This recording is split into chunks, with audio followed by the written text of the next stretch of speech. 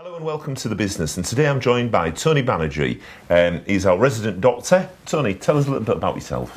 All right. Well, I'm a doctor from Hull. Born, brought up here, went to school at Heimers, and went to university down south. And for my sins, I came back, and I've been here ever since in 2002. Having worked at the hospitals, I decided to move into general practice. So my main bread and butter job is that I'm a GP. So I work for an NHS practice in East Hull, and I'm also a private GP, so I do a lot of private work as well. I also do a fair bit of work for the police. I work as a forensic medical examiner for the police, and I also am one of the club doctors for Hull FC. So all in all, it keeps me quite busy and out of mischief. Yeah. Well, I've got some really interesting facts and figures here, because with regard to businesses, we've got here that last year 17.6 million days were lost in sickness, and the costs to the economy are staggering 12 billion overall, but 3.7 billion on stress. That's unbelievable. I mean, how do you diagnose stress? I think, I agree with you. The figures are quite kind of staggering, really, when you say it like that. But I think the problem is that it's a very user-dependent word, isn't it? Stress, you know. I might thrive off stress, and I might go through the day's work and it just flies by, and to me that's the way that I am. Whereas some people with a cough and a cold may cause them so much stress that they need to take a week off work. I think that's the problem with trying to quantify it and trying to change things, because human nature is that you're different to me and I'm different to the next person, and so what you constitute as stressful, other people don't. But fitness for work now is being quantified differently by the government, isn't it? It isn't like, well, I don't know, you explain. What they've started doing is giving, instead of sick notes, we give fit notes, and what it says is that what can this person do rather than what can't this person do. For instance, somebody who's got a broken foot, you wouldn't want that person to be coming back to work and expect them to walk and climb ladders and things like that. However, they are able to do, say, something office-based. So what you're trying to do is you're trying to facilitate that person being a bit more productive, and which hopefully should make the company a bit more productive as well. Yeah.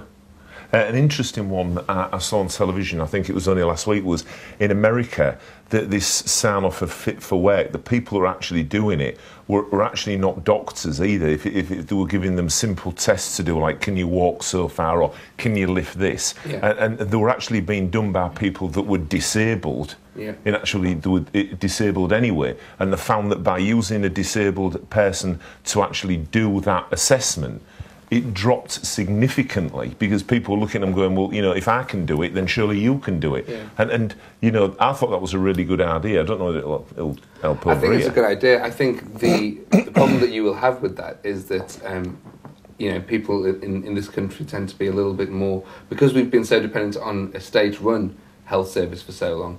I think it's very difficult to get anybody but a doctor to do a sick note, because we're supposedly qualified to do so. Whereas a disabled person,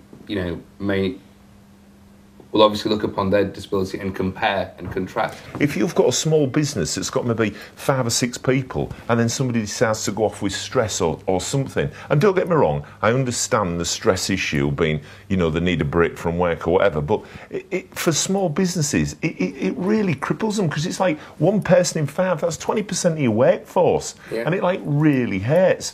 What do you do to do you willingly sign them off? No, I think you've got to make a professional judgment, and that's kind of what I'm there for, really. So somebody comes to see me and I make a judgment on whether I think that person is too ill to work or is capable of work. And I think you've got to take into consideration what they do. For instance, if you're a deep sea diver, and you have an ear infection, I couldn't send you back to work. I think that I'm from a different school of thought, I think, because I'm a bit younger. I think in the past, a lot of the older doctors have signed people off sick and then maybe not kept up as much with the follow-up of that. And so people just put in a request for a sick note for 6 months and they get it. And I think, me personally, I can speak for, now, for me, the maximum that I'll give a sick note for is 6 weeks before I review somebody. Yeah.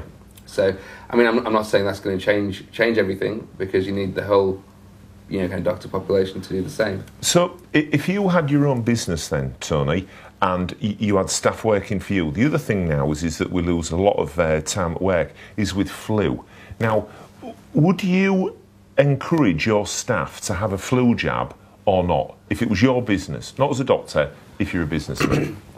I myself have had it, and I would recommend, the flu jab is good, for what it does, but it is only particularly effective against that strain of flu.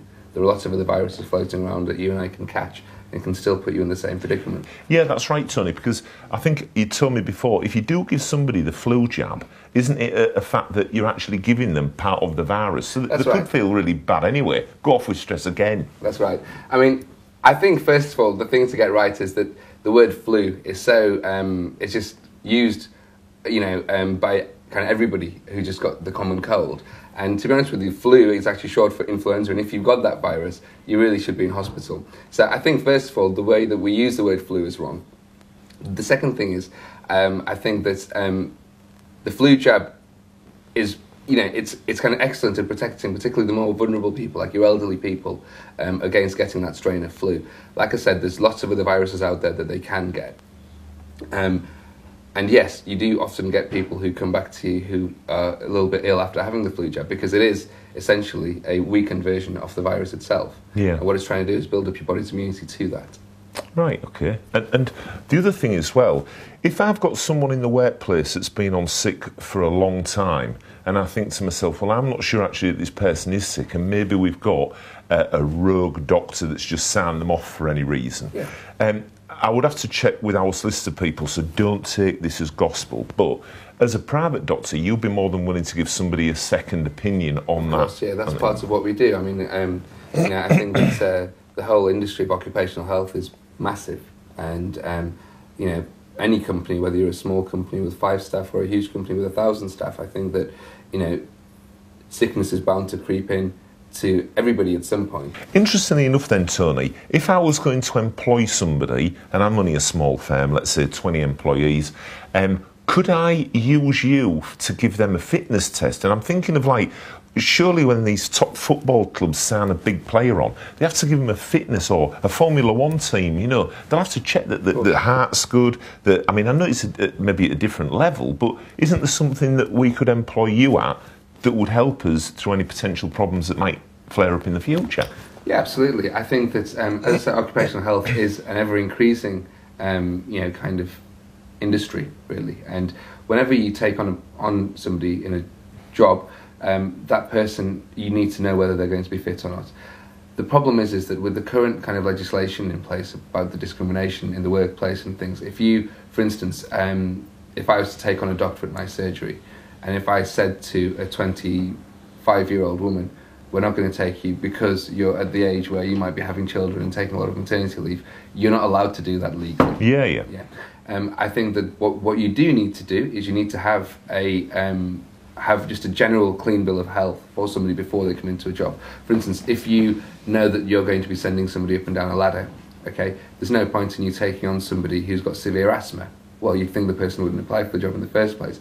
But if they did apply, I think it would be reasonable to say that, that you've not passed the medical for the job, and it's for your own safety, because you wouldn't be able to cope with the exertion. Yeah, the only way with that, though, Tony, that I can see that working is that would have to be made clear to the person pre-interview, that on the success of the job application, that they would have to undergo a full, thorough physical examination. Absolutely. So you would do that then? So you would charge to come down and do a thorough... Yeah. Thanks a lot for joining us today, Tony. It's been a pleasure meeting you. As ever. Always a pleasure. Never a chore.